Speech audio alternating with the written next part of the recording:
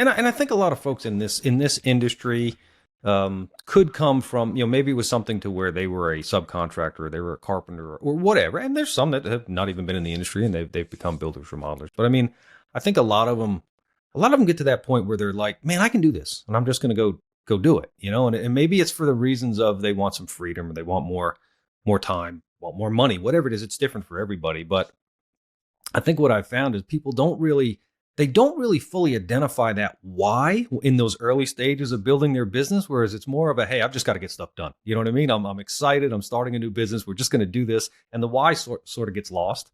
What are some of those things in those very early days that people need to be thinking about? This entire month, we just recently passed my Certified Exit Planning Advisory certification. And so we're taking all of our, what we call the OG clients. These are our clients who have been with us 7, 8, 9 years.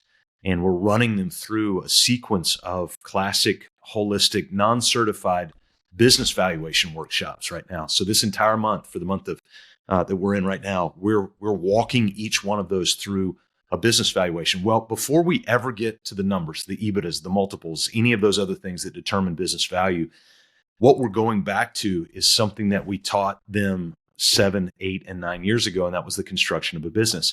And the very first slide that we teach on the construction of the business is what we call the 5 Foundational Cornerstones. Every business, whether you're selling construction project management services, you're selling ice cream, you're selling sport coach, you're selling bicycles, we don't care what you're selling. Every single business has 5 foundational cornerstones. And they're somewhat in this order if you were to go to work on these things. Number 1 would be an articulated vision story. Now, vision, very simply, and I'll put these in dichotomy to the mission and values so everybody understands, but a vision is nothing more than a detailed snapshot of the future of your business. So I look 3 years out or 5 years out, probably not much longer than that because life moves so fast now. So we usually try to keep that and start at around 36 months. But I want to detail what the business looks like then. And so we've got a vision for our business, about 5-6 pages long, but I'll give you a snippet. And it sounds something like this: 8 coaches serving 120 clients. And now, again, it's a very small snippet of a 5 to 6 page vision that I'm giving you. And in that, we can measure our progress towards that future vision. And our vision is to get there in 2025. Well, at the time of this recording, it's 2024. And currently, we sit at 6 coaches serving 89 clients. And so we can measure what that vision story looks like from there. So then that leads into the second foundational cornerstone, and that's the mission statement. Dwayne, I'm going to come back to that in just a minute because that's where we'll hang and really tie that to the why that you're talking about. The third are what we call unique core values. So these aren't integrity, respect, excellence. Like those are standard core values. If we don't have those, we just shouldn't be talking. The ones you find on every builder or modeler's website everywhere. We'll go back and look at Enron's core values in 2001. That's what they were. Yeah. Integrity, respect, all of that, right? And so the fourth foundational cornerstone, what we call team meetings. Like those very most simplistic things that we all roll our eyes at and just go, oh my gosh, I hate meetings. Meetings stink. There's even a book called Meetings Suck. It's one of the guys that started 1-800-GOT-JUNK. It's a great book, by the way. But we have got to be making time for, we actually call it the Big 5.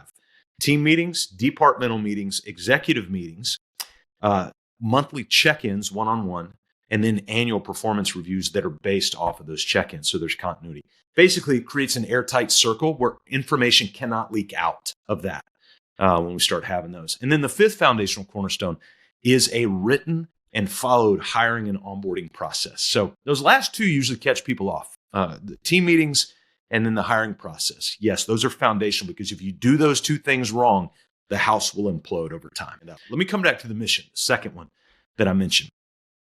We found that if you give an entrepreneur some constraints, it actually brings them a lot of freedom.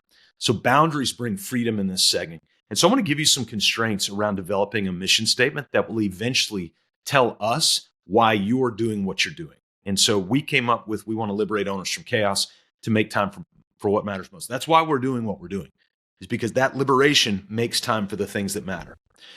But what we had to do is put some constraints to come with that, because most people's missions sound so ethereal. We want to be the world's best, blah, blah, blah, right?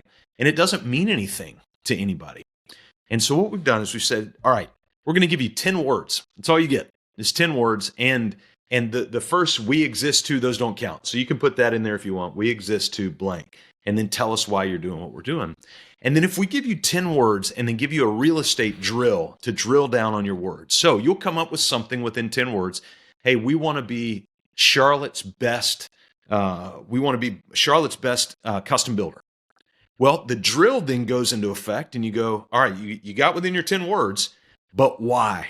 And you keep asking that why drill question. Why? Why do you want to be Charlotte's best custom builder?